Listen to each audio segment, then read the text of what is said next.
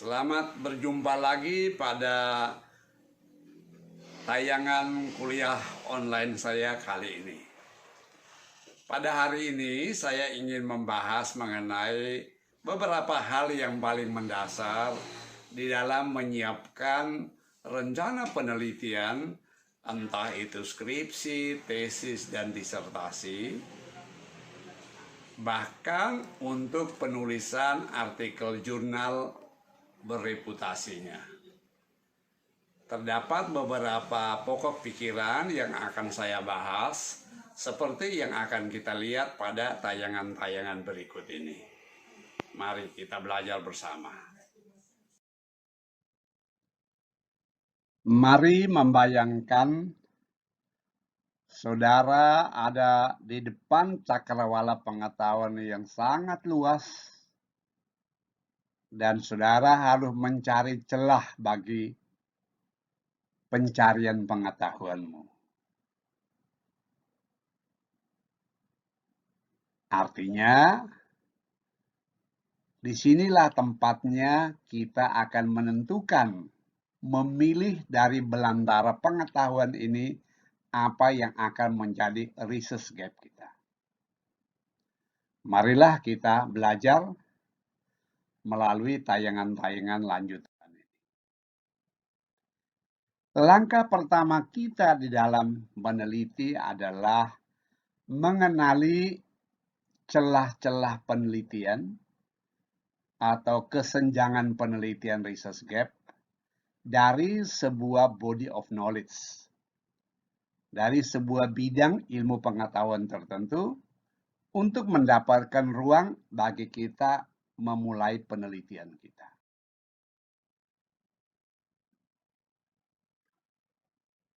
Bagaimana menemukan research gap itu? Marilah kita belajar mulai dari cara yang tersulit hingga yang termudah.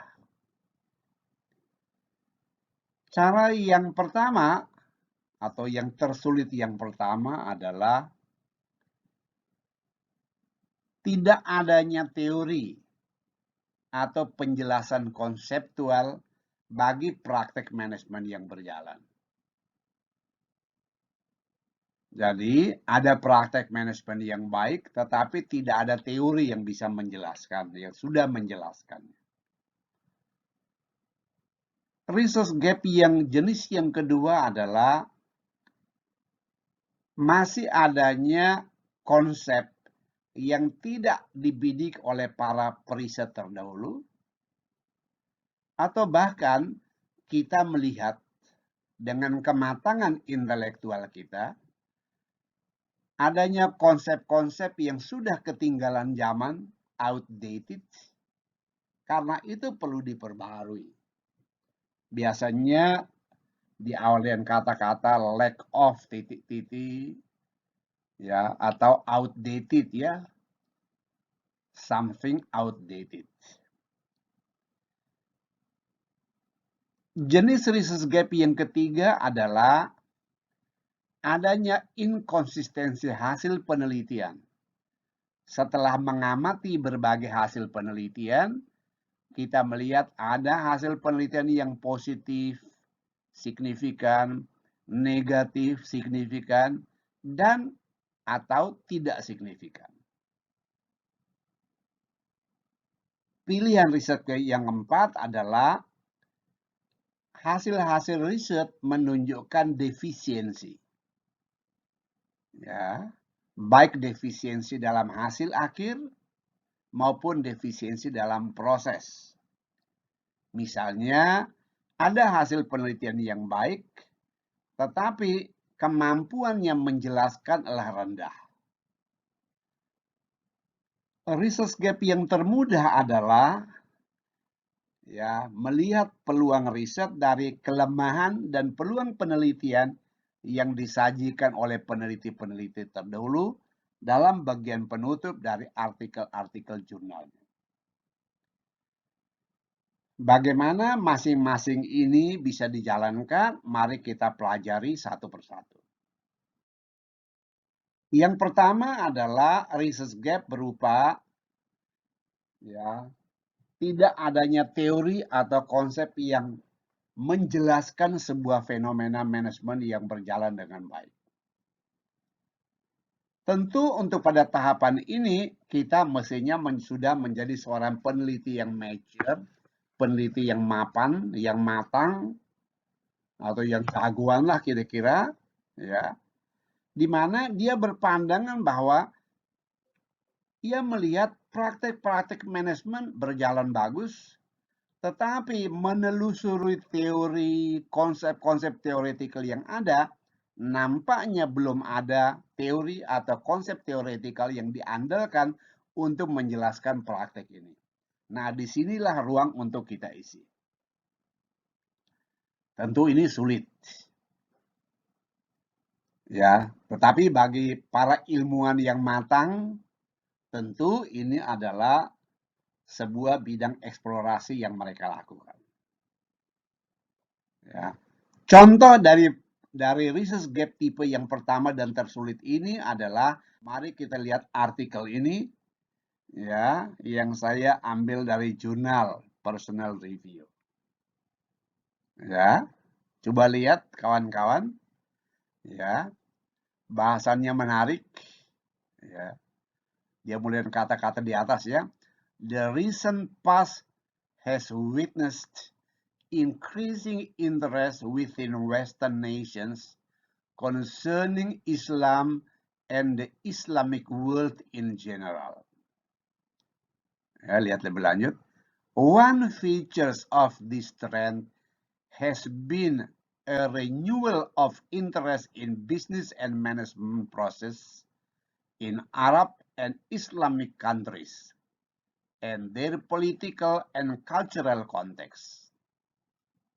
However, most of the attention has been given to Islamic economics and Islamic banking, especially in the wake of recent international financial crisis.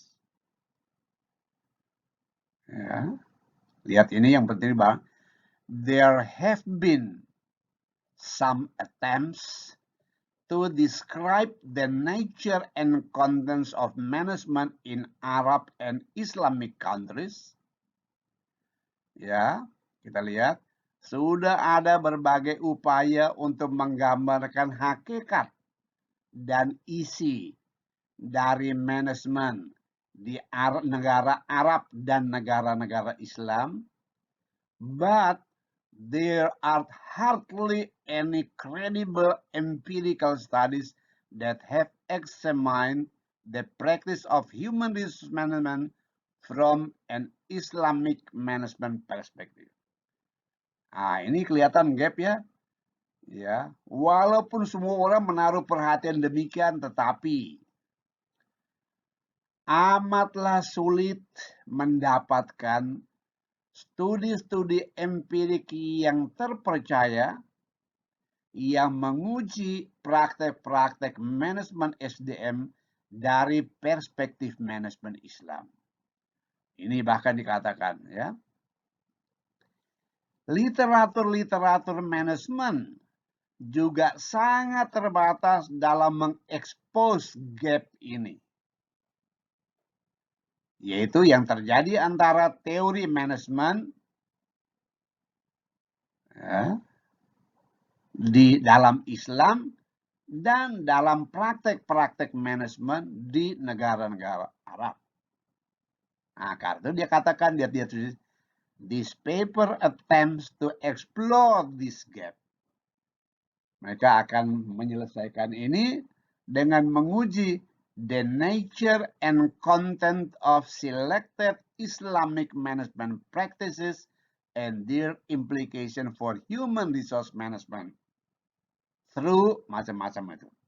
Jadi ini contoh merancang research, ini research Q1 ya, Q1, Q2. Bagaimana kita memulai research gap kita dari melihat yang seperti ini. Tentu ini tidak mudah ya. Yang lebih mudah adalah mari kita pindah pada yang kedua, yaitu ya, apa yang tadi digambarkan, bahwa peneliti yang sangat berpengalaman biasanya mereka dapat melihat konsep tertentu yang belum mendapat perhatian dari para peneliti. Atau bahkan konsep-konsep itu sudah dianggap usang. Nah, karena itu dia dapat melihat ruang ini, celah ini, dan tentu saja celah ini memberikan contribution to the body of knowledge. Biasa dengan kata-kata ya lack of research, hampir tidak ada riset penelitian yang membahas ini. Lack of explanation, hampir tidak ada pembahasan yang membahas ini. Lack of coverage, ya, hampir kurang orang membahas ini. Padahal memiliki konsep dasar yang kuat dalam ilmu manajemen. Seperti apa contohnya? Mari kita lihat contohnya. Berikut ini. Ini ada contoh studi yang bagus, adalah studi mengenai the impact of market orientation on innovativeness. Evidence from Yemen small medium enterprises. Ini saya ambil contoh ini dari jurnal Scopus, Emerald, Asia Pacific Journal of Innovation and Entrepreneurship. Ya, dibahas seperti ini bisa kita lihat ya mengenai pentingnya peran dari usaha kecil menengah yang sudah terbukti ampuh, panjang lebar dibahas. Lalu dia mulai menggambarkan there is a lack of studies that have been undertaken in developing nations, particularly in the small medium enterprises. Panjang lebar dibahas ini. Lalu kita lihat sini. Up to now, sampai saat ini, there are few studies about the role of market orientation elements in reinforcing the basic driving force to organization innovation, particularly in small medium enterprises. Ya, ini dikasih penjelasan. Bahkan, lihat di bawah sini menarik. For over 2 decades, sudah lewat 2 dekade, para ilmuwan menguji hubungan antara orientasi pasar, inovasi, dan kinerja. Ya, coba bisa lihat di sini. Nevertheless, the market orientation framework that is inclusive of customer orientation, competitor orientation, and cross-functional coordination is outdated. Ya, konsep market orientation selama ini ya yang tradisional itu. Customer orientation, competitor orientation, cross-functional. Konsep ini udah ketinggalan zaman menurut peneliti. Ya, nanti dibahas lebih lanjut, bisa lihat. Ya, apalagi kalau dalam usaha kecil akan seperti apa. Ya. Ada perubahan-perubahan terjadi dalam pasar, dan ini lihat di sini penting. Sadly, sedihnya, model orientasi pasar yang tradisional mengabaikan perubahan-perubahan yang terjadi ini, sehingga tidak tercover. Oh, menarik cara studinya. Nah, ini kita lihat ya, yang dibahas tadi.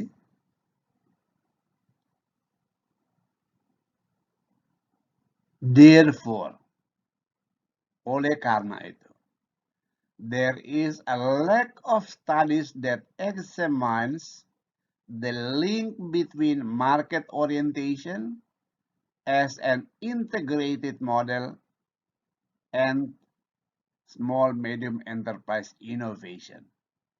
Ini in particular khususnya. Ya.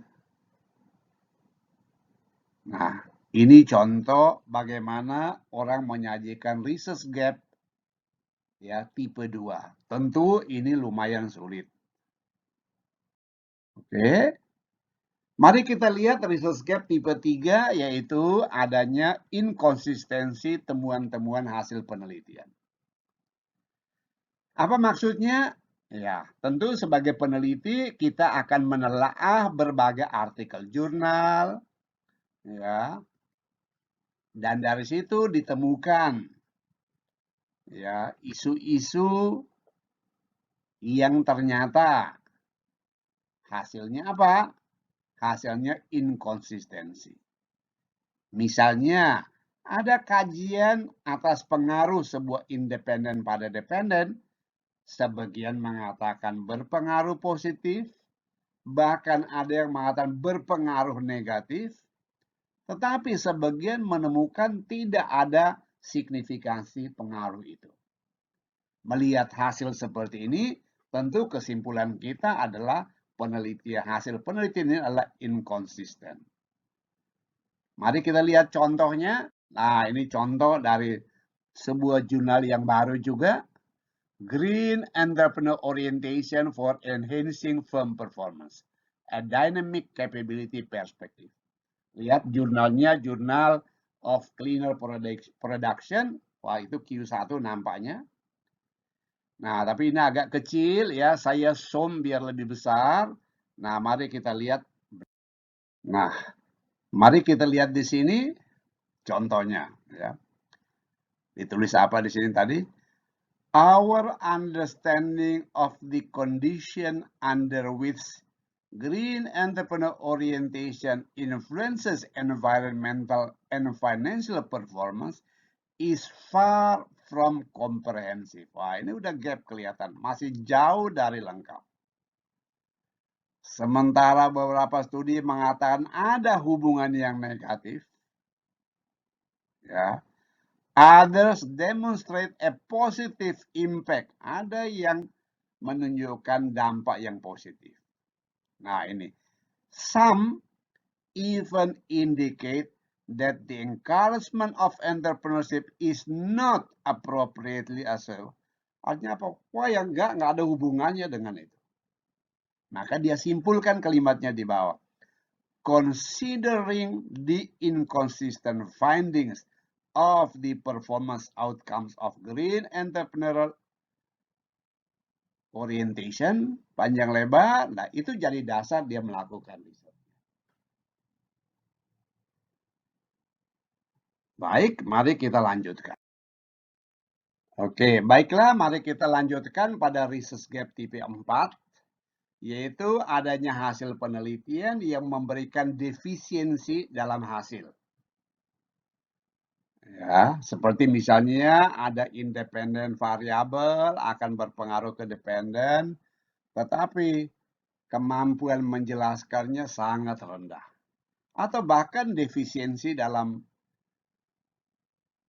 hasil riset berupa ya tiadanya penjelasan mengenai proses, ya, yaitu riset yang input langsung ke output. Jadi kita lihat di sini adalah ada hasil penelitian yang baik, tetapi sungguh rendah pengaruhnya. Atau kemampuan determinasinya, R pangkat 2, sangat rendah, misalnya sekitar 10%. Boleh juga ada hasil penelitian yang baik mengenai input ke output, tetapi tidak jelas bagaimana prosesnya sehingga input dapat meningkatkan output. Padahal kita belajar dalam ilmu manajemen selalu input, proses, output. Oleh karena riset ini menunjukkan ketiadaan proses, maka ini adalah ruang yang bisa kita isi, ya, yaitu untuk mengungkapkan seperti apa prosesnya. Bagaimana contohnya? Mari kita lihat contoh penelitian berikut ini. Ya, mari kita lihat ini dari jurnal hebat, ya, jurnal kelas atas, ya, Journal of Marketing Research. Wah, ini kayaknya Q1. Bagaimana mereka mengungkapkan gap-nya? Coba lihat di sini ya. Ya. Understanding the characteristic of effective salespeople have been a long-standing goal of managers and researchers. Nah, lihat di sini ya. Quantitative synthesis of hundreds of empirical studies indicate that, ya, mengindikasi menunjukkan bahwa karakter diri, persepsi peran,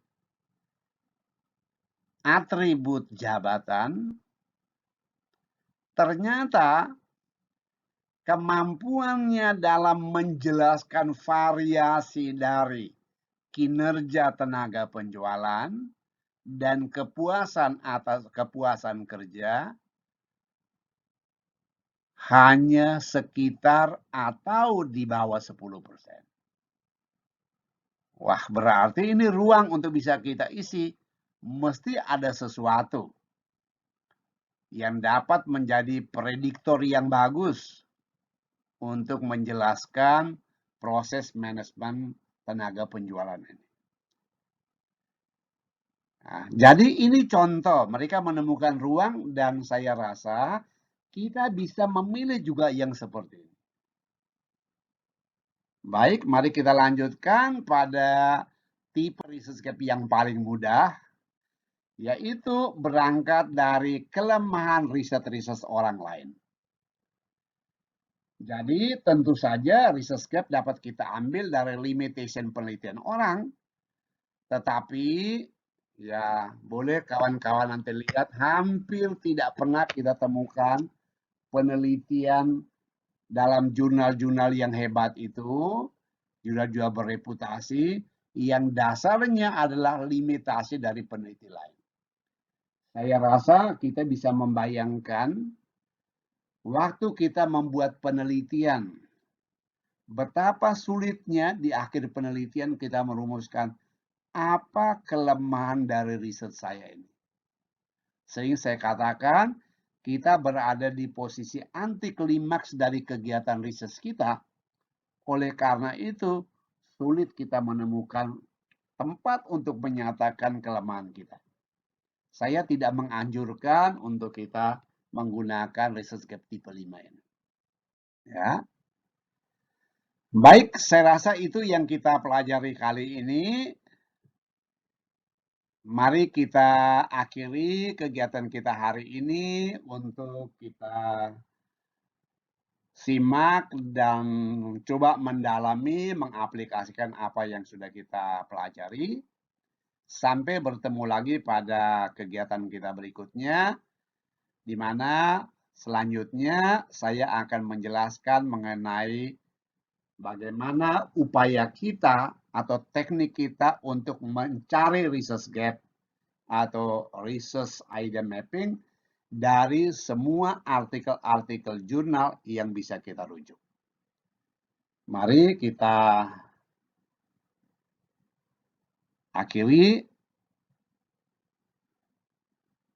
Kita akan lanjutkan lagi nanti.